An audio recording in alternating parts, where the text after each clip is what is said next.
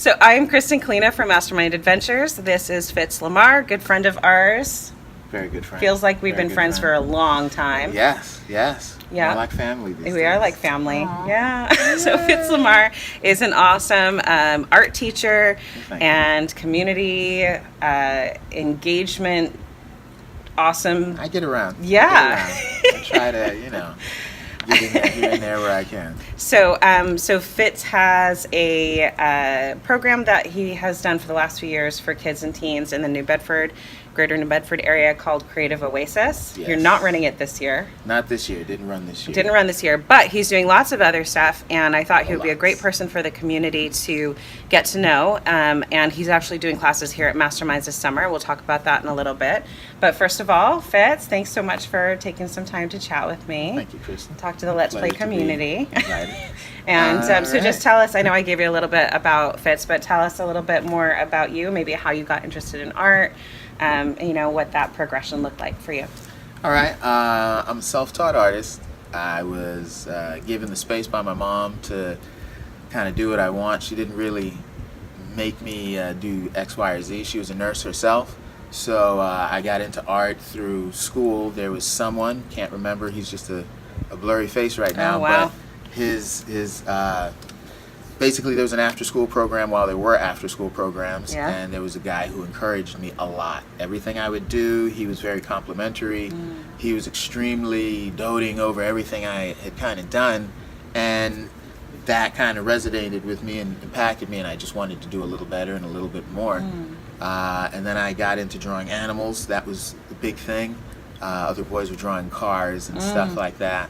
And then I got into drawing people, cartoons, anything I could replicate is where I got started, really. And then I stumbled onto my mom's anatomy books, Oh, wow. that was the breaking point, because then I figured out I could draw people. Oh, And yeah. so I figured out something I loved, and I just kept feeding my brain all this creative stuff, or I would make it creative. So at an early age, I guess I'd be like in middle school, the beginning of middle school even, I knew just about, I would say, all the muscles, all the major muscle groups, and just about all, I didn't know all 200 and some bones, but I knew the majority of them and where they were and tendons and everything that attached to them. So I was great in science class. This is before a lot of the internet and stuff like that. So I was seeking out information in encyclopedias, libraries, The old-fashioned anywhere way. the old-fashioned way, magazines. My mom had Vogue magazine, so I would redraw the girls on the covers. Right. So I really was able to make something out of just being given the space to create that. But then it was because I loved it, and I really loved art and being creative. And then it was a competition too among the kids, because there was always a bit of the reinforcement I think I got lucky to get, because kids wanted me to draw stuff for them. And so it was almost like automatic practice. Right. So that would just, I remember that happening in kindergarten all the way up to middle school, actually, and it wasn't even something I thought of as a career. I wanted to be a veterinarian. I was going to be an animal doctor. Awesome. But then I actually failed out of, lost a scholarship and everything, failed wow. out of school because I was taking chemistry Yeah. and college algebra and trying to work at UPS at the overnight schedule all at the same time, and that didn't go so well. No, I can imagine not. So I was literally falling asleep in classes and Oh, everything, wow. and so I was kind of bummed Yeah. because now I had to pay for my education. So I figured, what can I do all day and not be bored? And what do I not mind paying for to go to school? And it was art. And then while I was at UPS, ran into who would be a lifelong friend, Gerard Turner, who ended up convincing me to go to the Art Institute. And then from there, we were trying to start the comic book thing, but then I got into graphic design. And then did that for like 15 years Wow. or so. But from Florida, where I was living at the time, I was born in Massachusetts. Mom moved to Florida. Then from Florida, graphic design got me to California, where I got to work doing some boutique studio work on art covers for Wow. movies and DVDs and stuff like that. Hologram covers, you name it. So I did that for about 15 years, got a bit burnt out, and then I had the opportunity to move out here mainly for family. Fell in love with my family after going to my grandmother's 100th birthday party. Everybody was together, it was great. Daughter graduated high school, didn't want to stay in California by myself, so I came out this way. Wow. But then I got to reinvent myself, right? And it was like, so what do you want to do? Graphic design isn't really a big industry out here, so I wasn't going to really make a living doing that, and I didn't want to commute anymore because the California commute was Awful. that was it. So I didn't want to live in the South Dartmouth, New Bedford area and then have to go all the way to Boston, or Rhode Island wasn't that far, but really didn't want to do much of that traveling. So I figured, oh yeah, let me think about the artist thing, and then a buddy challenged me to do a portrait or do something with art, big and creative. And then so I came up with a series, the Ambassadors of Peace, where I painted Bob Marley, Mahatma Gandhi, Mother Teresa, John F. Kennedy Jr., Martin Luther King Jr. And the mayor bought the Kennedy. Wow. Martin Luther King is hanging in the Y in Fall River. Oh, that's awesome. A cousin of mine bought Bob Marley. And so Mother Teresa's hanging in the school that I'm in now, and Gandhi's in my living room. Oh, that's fantastic. So far, but that was the big inspiration for me to really do something creative. But I didn't sell those paintings for years. Yeah. When I first got here, that's what I wanted to do. He challenged me. It was like, all right, look at these great paintings, and people were like, wow, those are great. Wow, those are great, but nobody was buying anything. Right. Yeah. So then I had to think of what else can I do with all this creative juice that's gonna pay the bills. Yeah. And I was on Craigslist looking for jobs, and then there was free paint with art instruction, no experience needed. So I jumped on it. It turned out to be Michael's, and so I became a Michael's paint instructor for a little bit. I had no idea. Yes, and so I'm not a good salesperson necessarily, so getting people to my class was difficult. Yeah. Because you had to market their way using their materials and such. And I kind of had already a marketing background from the graphic design, so I felt a little, Squished. contained in what they wanted me to do. But the feedback I was getting from people was great, and that's where I found out I was super patient, and that I could actually teach people and had a knack for it. Because I was getting a lot of good feedback. Oh, you're good at this. You're so patient.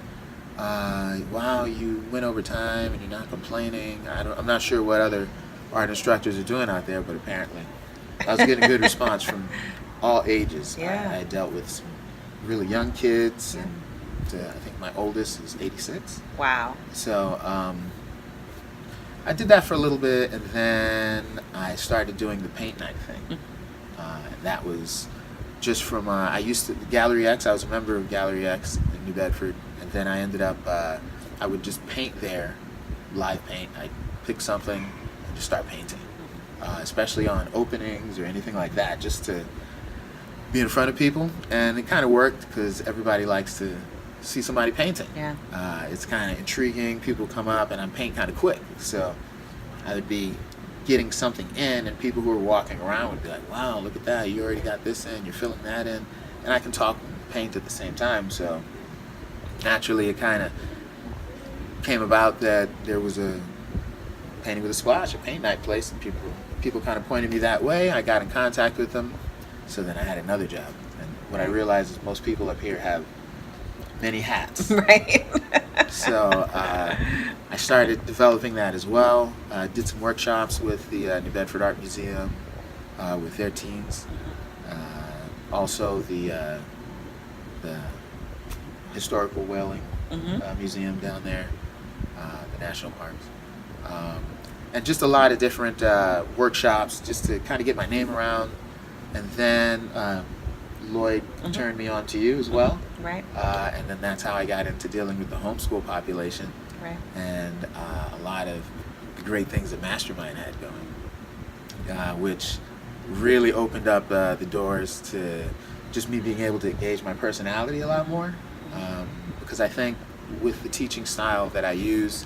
I like to build a relationship while teaching the art, just so once you build that trust, then you can lead somebody anywhere, Right. especially when they love it. Mhm. So running into the homeschoolers was great, because then I got exposed to this population of kids that not only were they into their education, but their parents were like right there, and it was great, because Right. then you don't have these behavior issues or other Yeah. policing. You could just teach. Yeah. And that was good to have as a good initial experience, along with the other workshops that I was doing. Right. Because currently now I teach at Fall River Right. at Resiliency Preparatory Academy, and that's a challenging bunch. Yeah. Because there's a lot of It's a credit high school recovery. level for those of you that are not in Massachusetts. 'cause- Yes, Yeah. middle school, high school level. school, high school, yeah. They're the kids that have had issues in their middle schools and high schools, and they get sent to our school for, I guess you could say, repurposing and getting their direction in order. Hopefully to go back Right. to their schools, but if it doesn't work out, we have everything there to Right. To help them. really help them move along. So reaching that population creatively was a challenge, and that's where I realized the relationship building skills were huge. Right. Because in this population, a lot of the relationships they have are kind of toxic. Yeah. So to have somebody who doesn't swear every Yeah. 3 words, and who speaks properly, Yeah. and who I try to make myself a role model, Yeah. because that's what I felt like that guy who influenced me creatively. Like, I barely remember what he looks like Yeah. or anything, but his influence Yeah. lasted all this time. So Right. it's been it's been nice to be him Yeah. for other people. Yeah. Because that's kind of what I wanted to be. That was Right. a driving force in me. Learning that, like, I enjoyed the teaching was seeing other people of all ages being creative. Because somewhere, for whatever reason, around middle school, it's no longer cool Right. to draw. Yeah. Like, everybody draws. Everybody's drawing before they're talking. They're, Right. Scribbling. They're doing something. Trying to express themselves, write their names or Right. whatever, copy this, that, or the other. And then somewhere along the lines, being creative becomes uncool unless you're really good at it. Yeah. Yeah. Which is unfortunate, because a lot of around that middle school age is where you should be experimenting Yeah. with everything and anything. And even myself, I felt I was a little stifled, but I was an undercover artist for many years. Undercover artist. Yes. Like that. I would hide. I would Yeah. do. I had a drawing book with me, and I wouldn't let too many people see it, so I kind of understand and connect with a lot of kids who have drawing books. And I asked them, do you mind if I take a look at that? Yeah. Because it's almost like a diary. Yeah. Because I would even write little private things in there, private thoughts. So, just being on the other side, I've never forgotten also what it was like to be a creative kid, because I feel like that's your connection to your childhood. Right. So Yeah. unfortunately Toys R Us is going under, but I still Yeah. don't want to grow up. Yeah. That's awesome. So it kind of came full circle for you, from having somebody that really encouraged you, that was kind of a mentor to you, and now you're able to mentor and Yes. encourage others. I love that. What a journey. So, so a lot of the people in the community, as we kind of talked about before, these are parents and professionals who are looking for offline ways to keep their kids engaged. You've got a little one still. Well, he's Yes. kind of little. He's He just turned 9. oh, Yeah. so cute. So, and the struggle with the Minecraft and the online. Because he stuff. loves his phone. And he The loves apps, his Switch. right? And he loves Plants vs. Zombies. Oh yeah, He loves it all. Yeah. He's really a techie kid. yeah, He can be athletic, but I think he enjoys the inner world that video games create. yeah, And the expression of being able to jump around and shoot, yeah. build, and all of these other cool things that they market towards the kids, but still kind of confined, and it's even a struggle for me for him to be more physical, Right. and Engaged. disconnected. Yeah. Yeah. I still give him his space to do that, because Sure. that's his thing. Right. Yeah. And it's not like he necessarily plays games that aren't that. Some of them are educational, Right. and, you know, stimulate the mind for the most part.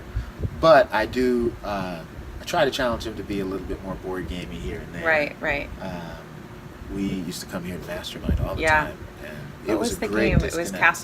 Castle Panic was Yeah, his thing for a he while. loved It's a great game if you it, guys don't know Castle loved Panic. it. It's really Yes, cool. yes. So you know, if they're at home and you know, obviously we're gonna have art classes here, and there's probably art classes in the community. What are some resources that they can look for?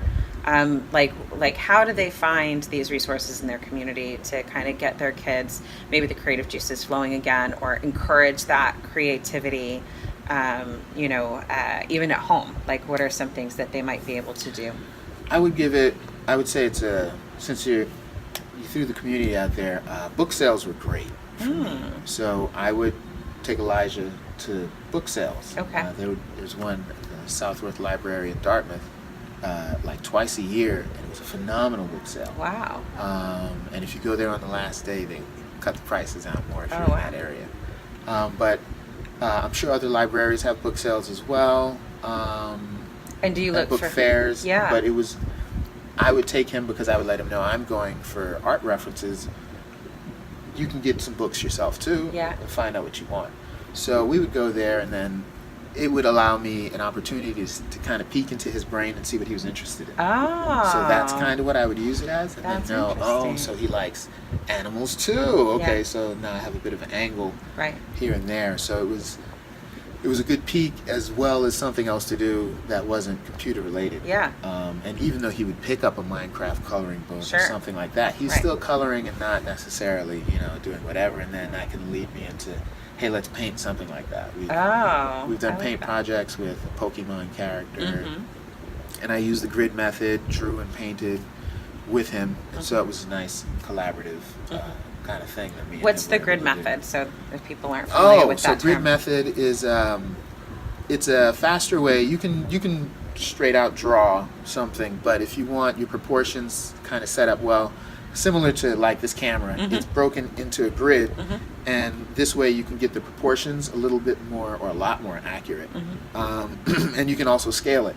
Where in lessons I take a smaller piece, it can be a 5x7, and then we blow it up to about 9x12, and then we use the proportions. And I'll have the kids draw the lines out and everything a lot of times, depending on the resources I have at the wherever I'm holding the workshop. Right. Sometimes I have it ahead of time, just so they can see it and then begin to draw according to basically the same thing. I see. You're duplicating it. Is it less on another overwhelming, like looking at it in sections? Is that one of the reasons Yes, why? Okay. yes. So the brain takes in everything. Yeah. If any page you're looking at, even if you're focused on the words up here, all these, that's how people speed read, right? Your brain can take in more. It's just what you're focused on. Okay. So a lot of times I'll get a piece of paper and block out sections, Okay. just so that kind of quiets another portion, and you're chunking it down, kind of, I see. just so it's like, okay, this little square or these 3 squares are a whole lot easier to draw than these 16. Yeah. So then you can slide that around, and then that makes it a lot easier. Right. So what we would do, the second part to going to the book sales and stuff, is we'd get these books, we take them home, and then I would make activities. He has an area at our home where, well, he has several. One for Legos, another one for art, TV, the computer for his more digital type of endeavors. But we'll set things up, and then he'll be able to have a space. So there'll come a time, hey, buddy, I think you've been there for a while. How's about you take a bit of a break and go work on this or go work on that? And a lot of times I'll go do it with him. Yeah. That way it doesn't seem like, oh, I don't get to do this. And then I get to add some fun into it too. If I'm happy to be there and spending time with him, he's going to be a bit more happy about it than, get to work. Yeah. Get off that computer. Yeah. What are you always on that thing where, Yeah. no, go do a puzzle. I'll Right. sit here and watch. Right, No, that's- right. So if he sees me being engaged, Yeah. then he can kind of copy that, Right. feed off of the enthusiasm that way too. And setting up an art space is pretty easy.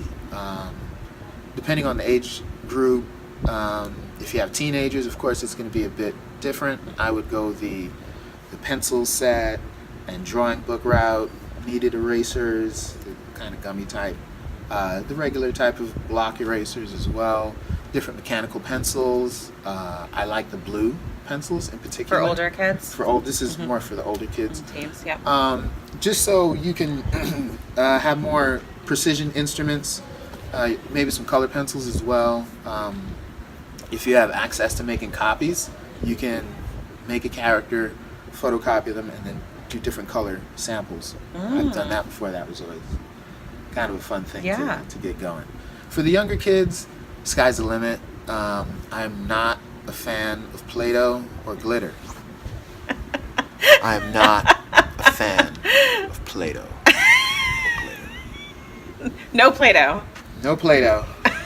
Why? No glitter. I have to hear more. I understand the glitter, but they're messy. Yes. And too messy. Yeah.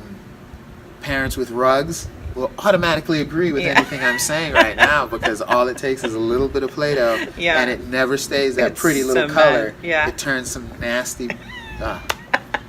No Play-Doh, no glitter.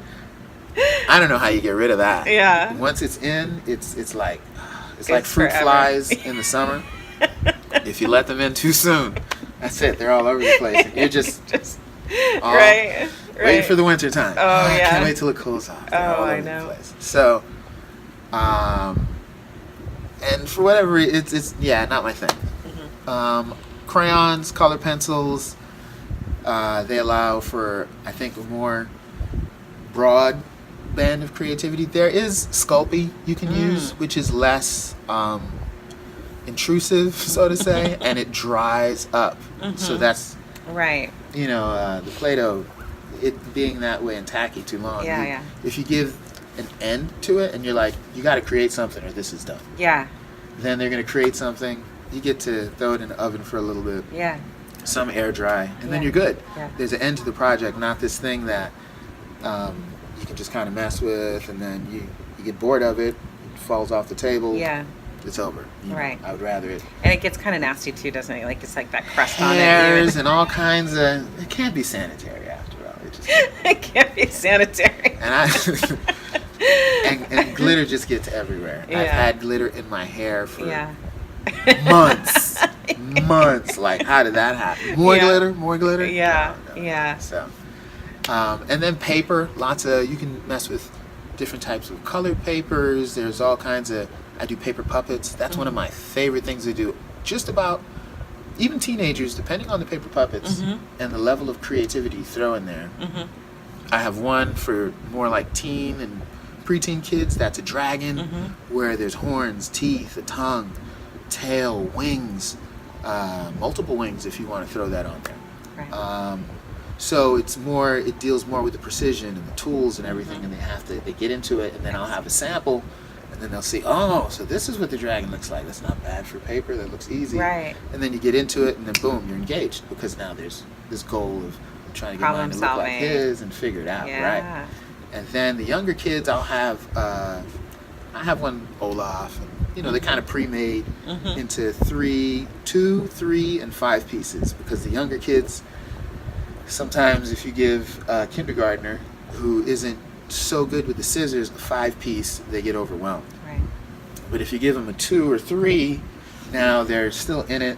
You can help them along and get it somewhere. Right. So they can still have that victory at the end, because I noticed with the whole teaching thing, that's kind of you want them to have wins, and you want their confidence level to always remain at a certain level.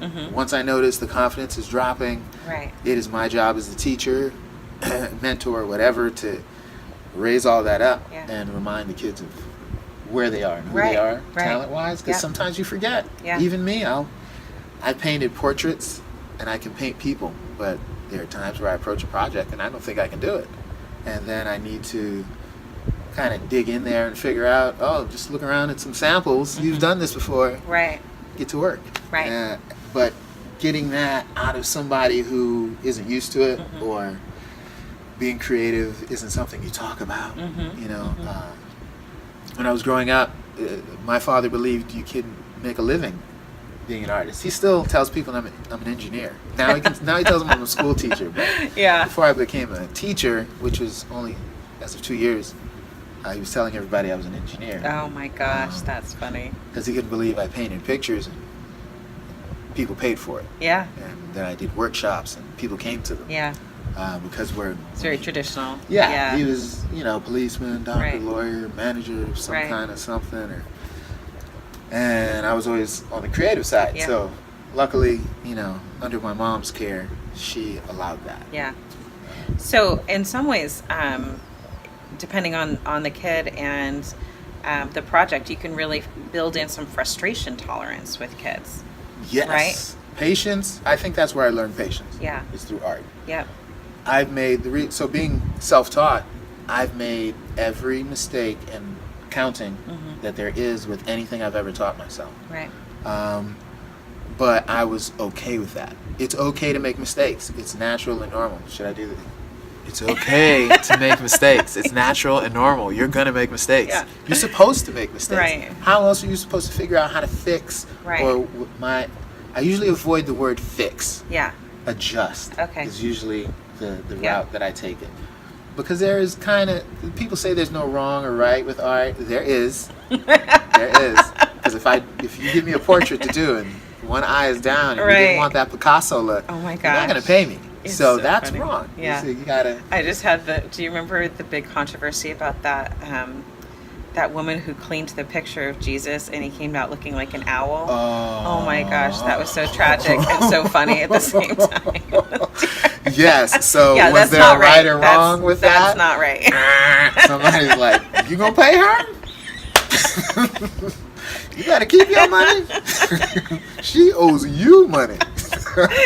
Yeah, a lot, right? No, It's 'cause priceless piece of yeah, art. that's like Oh my insurance and everything. gosh. Now it's damn Hysterical. I'm sorry, just little segue, No, but that was But that's real. That's a great example because I hear that all the time. There's no mistakes in art. Now usually I have to wait for the parent to leave, and then I approach the kid. Guess what? They're wrong. right. And But then it's I give okay to them plenty of experiment. Like I think examples. there's different, Yes, there's different absolutely. levels and there's different. Absolutely. Like if you're exploring and you're just doing something as an exercise. Yes, there's a time and a place. Yes, there's a time and a place. Most times, you're just supposed to have fun with it. Yeah. Me, I chose to make it a job, Right. a career, kind of my path kind of thing. So I need to be at a certain level in order to get paid. Right. You can have fun with it and just make it that way, but Right. I wanted to make a living Yeah. being creative. Right. And because it And you've kind of run the gamut because you've done graphic design, Yes. you've done portraits, you've done painting, you've done teaching instructional. and work, yeah. Yeah. So I've been on kind of both sides, and I really am going to be working on a graphic novel pretty Right. soon. Or So talk about the comic aspect of things because that's kind of running through a few things that you're doing right Yes, now. Yeah. yes. So sequential art is huge to me. It's one of the things.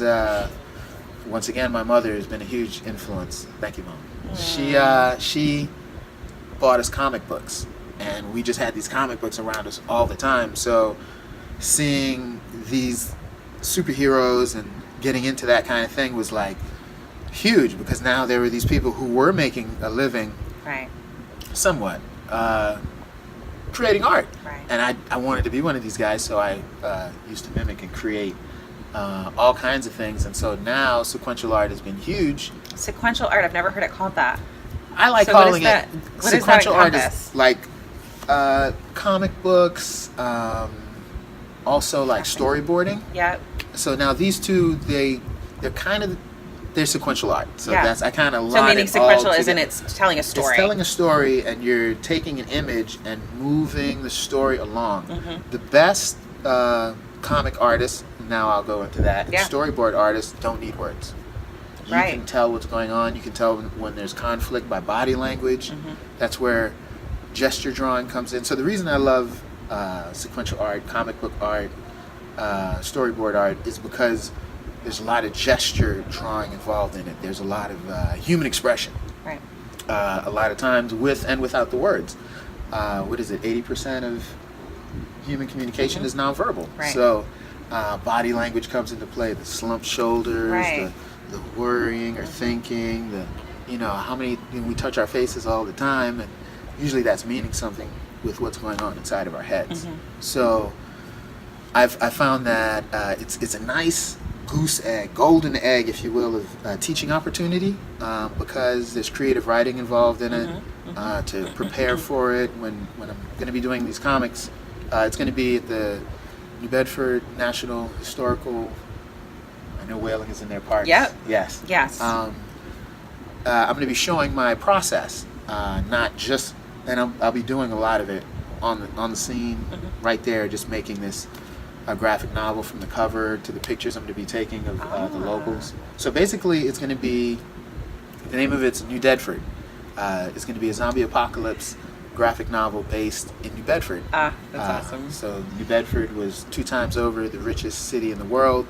During the zombie apocalypse will be its 3rd time. Oh! And so I'm going to be using real businesses and local people there. I'm just going to sign off. And so I can use their images as a zombie or as somebody who's still living as a survivor. That's great. Making New Bedford great again. New Bedford is pretty great. I'm a fan of New Bedford myself. I dig it. And it's perfectly positioned as far as being able to defend it and stuff like that. Oh, yeah. So much history. Novel, so there's people who are going to be coming after it. History is going to be the main angle that I'm going to be taking it. Wow. So with the lessons and workshops I'm going to be giving, I'm going to be interjecting the history into the graphic novel and using that to explain where New Bedford has been, and then boom, now you have the zombie apocalypse that everybody is dealing with. When does that start? July 1st is my first day of setup, and then all the workshops and everything are going to begin to be posted. So people can sign up for that? Yes, absolutely, and it's all free. You can just come in and see what I'm doing, and I'm going to be doing workshops and everything. Is it like a weekly thing, or? Yep, I have to put 10 hours in a week. I'll likely be putting in more. Yeah. And you should come down to see me at the National Park. Yeah, so we'll put the link in the comments, and I always do like a follow-up and like let people know where to find, all of that.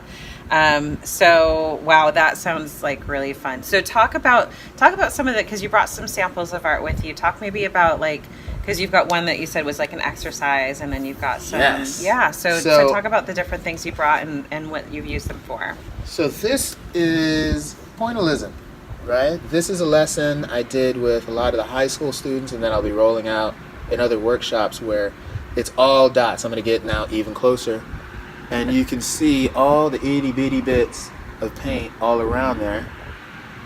That's and so cool. When you pull back, now it's that is amazing. So it's kind of, I heard this analogy about being too close to the elephant. Yeah. When it comes to problems and stuff, Yeah. when you're looking at your problems too close, it looks like one thing, but then when you kind of take a step back and look at things, it's a different perspective. That's cool. So it's to show kids that, and anyone, that it doesn't have to be all these paint strokes and all of this other stuff and complicated, that you can come up with something that looks relatively difficult in a very simple way. And this is just color and shading. And if you look at it, if you were looking at it up close, there's blues even in the skin colors. Right. There's reds and oranges and yellows, but they all come together once you pull back. And it's the same thing if you look at your skin and anything else.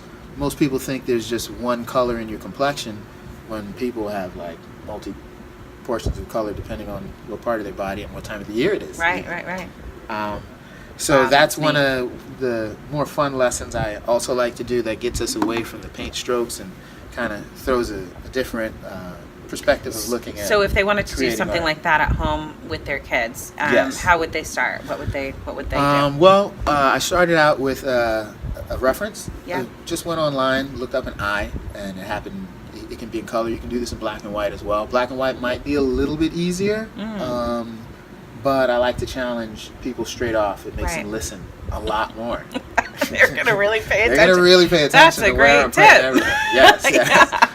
Because if you make things too easy, bored kids are not fun kids to deal with. Right. But if they're engaged, they're trying to figure it out. What else do I do? What's the next step? What do I do next? Yeah. That's where you want them. Yeah. And so I make it just hard enough where if and this is where it stretches their patience. Mm-hmm. I tend to lose kids, and that's okay.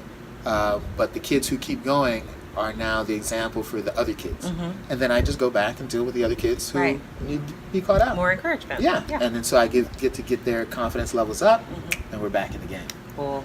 Yeah, fantastic. So when I was doing the regular paint nights and stuff, this was one of the more popular ones. Yeah, everybody loves Oh yeah, this yeah. Starry Night, right? Starry Night. Yeah. And I still so do the paint beautiful. sessions, destination painting, where we pick a lovely location, Yeah. like your home, You're back. and yes, your own home, right? Yeah. It's own comforts and everything, and then you can party like you want to, and then we paint it up. So I don't know if you guys heard that, but he has a business called Destination Painting. Yes, it's another facet of the Creative Oasis. Okay. One is destination painting, the other with mobile art services, and the other one is the Creative Oasis Youth Arts Program that I put on, which was a free art program for kids in New Bedford at 3 locations. Yep. Ages 5 to 17 at that time. Gosh, that's a huge endeavor. Yes, it was. That's a lot of Yes, kids it to keep busy. I'm just a gonna lot say. of kids. This is more on the advanced level of the art spectrum. This was another class that we beautiful. did where but I got this reference and I painted it, and then I take it to the paint night session, and once again, it kept the folks engaged. Yeah. It looks kind of simple, but getting the proportions out is where you have to pay the most attention, and then it's kind of like a paint by numbers after Right. that. Yeah. And parents, you can even do the same thing. A lot of times, you can drawing and creating a sample. First off, impresses your kid, right? Even if you didn't do it that well, Yeah. it still impresses them that you tried. Yeah. And you're showing them it doesn't have to be perfect. Yeah. But you're trying, and here's how mine looks. Let's try yours. My son Elijah, if it looks good, he's not as interested. Oh. But if it doesn't, his goal and aim is to make his better than mine. Oh, So isn't let's that keep that in interesting? mind Yeah. about our competitive kids. Isn't that cool? If you have one of these kids who Yeah. really wants to just beat you, Yeah. and Elijah just wants to beat me at every and anything. He doesn't want me to win at anything. That's so. So sometimes, and this is where I'm not sure if I hope he watches this video, but sometimes I use that to my advantage. Yeah, you know? yeah. You know your posture kids. a certain way. Yeah. I know my kid, and Yeah. I know if I do it too well, he's not going to be as interested. Right. And this is the same thing with video games. If I'm horrible at a video game, he's all over it Oh, that's because he so wants to cute. show off, and he likes to show off. So I let that happen, and he really is good at video games. Yeah, so yeah. he got me there. But in this realm, I'm That doing is pretty so good. Funny. Another advanced lesson is lips. Mm. Once again, make a sample and roll it out with your kids. Show them the step-by-step process. Show them the tools you use. Sometimes you can have a kid doing something where they're just drawing off to the side and you're doing something separate. Doesn't even necessarily have to be the same. Just that you're being in a creative space and sharing that creativity at the same time equals up to a lot of quality time often. Right. There have been times where Elijah's been drawing something else and then I've been painting, where I would tell him, hey, go ahead and do whatever you feel like doing, just draw something and have a good time with it, and then we're done, and then we move on to something else. We get a snack, and then that gives us a segue into something else. But making it fun and them seeing you having fun with it, whether you're good at it or not, because I know most parents, I know. as soon as I said make the sample, Yeah. we're like, bah! Yeah, He's yeah. crazy. He's out of his mind. Yeah, I am. Yeah, But yeah. if you're in it and you're enjoying it, it's the same thing with exercise. Mm-hmm. If it's modeled in a positive, healthy way, kind of like your Camp Half-Blood and Right. stuff like that, where it's a game. Right. And I'm sure just about every parent has seen your kid run around and you're like, wow, wow, Yeah. wow, they're running for a long time Yeah. right now. Yeah. Especially when it's attached to a game as Yeah. opposed to run around the track, Right. go! Yeah. Tick, Yeah. tick, tick, tick, tick, tick. I mean, that's why we started Nerf Yes. games with our kids Yes. back 5 years ago when we started Yes. Nerf. It was because my kids didn't like traditional sports. But if I put a Nerf blaster in their hand, they were All they over were the running place. for an hour, and all over the yeah, place. Yeah. We have these connector things that Yeah. Elijah will make into a little weapon or something, and we're running around the house Right. playing with that. Right. And it's not even anything that looks like remotely like anything that Right. we're playing with, but just the imagination gets the engagement going, Right. and then And they're off we're off and running. Yeah. So that's a lot of the aim is to Right. bring back that play. And even to me, the creative art stuff is kind of playing to me. So this is the type of stuff I get paid for. So just so you can see, I can paint. Yes. I'm not and For real. paint. Yes, for real. That's a real person who exists in our world. Wow. And this is a painting I did for this gentleman. So it's a commission. Yes. That's awesome. Yes. And so It's beautiful. I paint all kinds of stuff. Right. This is what I love doing because not too many people can do it. It's hard to make something look real. Yes. Yes. It's really hard, you And know. just like it. Yes. And replicating it and getting in there. And Yeah. finding all those little details, because this is only a summary of really what is going on. This gentleman has many more features in there Yeah. that there's no way I can really display that with a paintbrush. Right. So I have to be selective of the tones Right. and everything that I Beautiful. use Yeah. to create what I do. So Right. I've done memorial paintings Right. for people, baby paintings, wedding paintings of all sizes, Right. Amazing. all kinds of good. And the thing you're gonna do with us is a portrait class. Yeah. Yeah. So talk about that. it's gonna be it's not gonna be this is more along acrylic paint.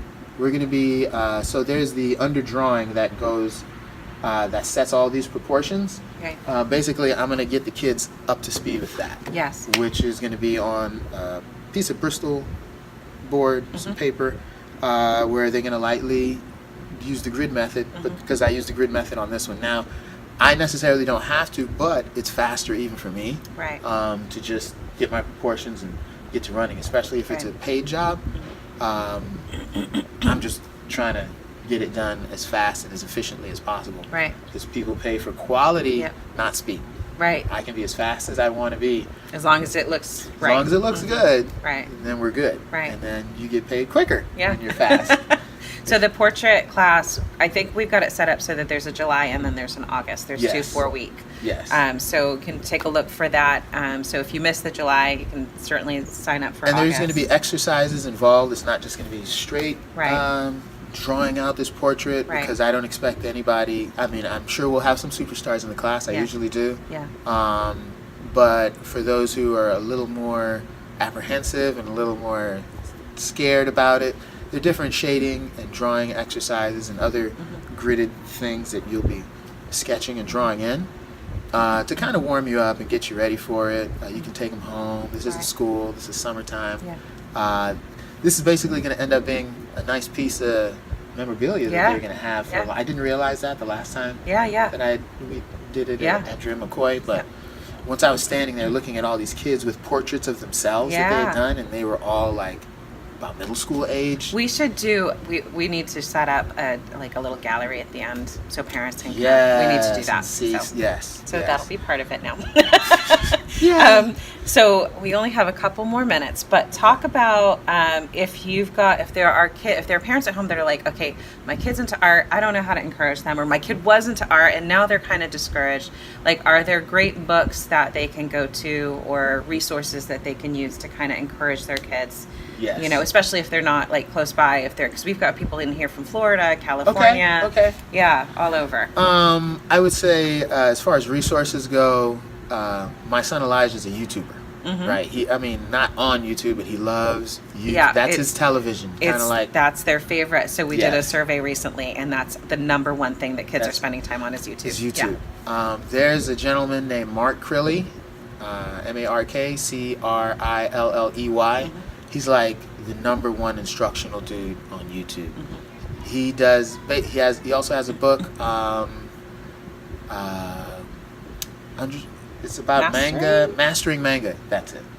And it's phenomenal. And the lessons on YouTube correspond with the lessons in the book. Even if you don't want to get the book, which it was phenomenal, you can even find digital versions of it. It is it's like the Bible to me of how to create manga art. Yeah. And he gives so a lot manga of history. is a Japanese invented kind of form sequential art. Sequential art and comic kind of style, but Totally. it's very distinctive. Yeah. Very distinctive. They have a total style that they have and a formula that can be used. I'm not going to say because it's just the way they draw. Some of these folks, but Mark Crilley's broken it down to a science where I try drawing it my way, and you see I can do what I do. I did it my way, and then I did it his way, and his way every single time It's is just better. Wow. the proportions and everything were solid. Right. So he's a phenomenal resource, and then he doesn't just do the comic art. He does some realistic art as well. He sprinkles in a lot of great lessons. So he's highly recommended. Mark Crilley. Another I'll one put the link. is Understanding Comics and Making Comics by Scott McCloud. And it's basically they're two different books. They're graphic novels to show you how to make graphic novels. And he goes into the different styles of it. He goes into it's a really good chunking down of all, because there's no way you can cram everything really into one book. He could have had a chapter on just character development, but his character development chapter is like so solid. You can he gives you enough to make your own. And he speaks to you in a very plain, matter-of-fact way, and he shows you in the book how to do it while you're reading the book. He creates the cliffhangers as you're reading it, and this is a cliffhanger. And you're like, what? Boom! And then you're, okay, he did that. And then he'll do that again and again, here and there. Just to show you the lesson. I bet the kids are really engaged with that. Like, it's engaging, more engaging than a regular art book. Yes, Yeah. and it pulled me in because I'm not an avid reader. I'll read something, but I have to really love it, be interested in it, or the person who I'm reading about, or it has to really be something for me. But comics and graphic novels, it's a whole nother. It's not even a book to me. It's like this whole other type of world and creative art that, I mean, it's one of it was the gateway for me getting into realistic art, because I wanted to make my own world and make it look more and more and more and more real. I think, and definitely with what I'm doing with your own stuff. With the New Bedford, I'm basing it off of a chunk of reality with history, and then adding my own creative flavor in there. So where else can they find you? Just kind of like email or website, or how do they get in touch with you if they've got Fitzcarmel.com. You can hit me there. I'm on Facebook. It's kind of a specific name. I'm pretty sure I'm the only Fitzcarmel in the world. And you throw the Lamarre on there, you're gonna find me. You're gonna find me. So we can be friends. We'll do the link. I'll send a link out to everybody too. And so and we'll do links to all your classes and where they can meet you, where they can find you. I'll come be at the give you a Boys and Girls hug. Club too, doing all kinds of cool stuff. All kinds of great. You want to talk about that real quick? We got like maybe a minute. Go ahead. I'll be at the Boys and Girls Club, doing basically all kinds of arts and crafts. In Boys and Girls Club in New Bedford. Okay. Yes, doing all kinds of cool arts and crafts and project-y type things. And I'll likely be posting a lot of stuff on my Facebook page, so you'll have an idea of these are all activities that you can do, especially the paper bag puppets. And the different cards, fold outs. Just need some scissors, Stuff some you glue, can do at home. Stuff you can do at home. Awesome.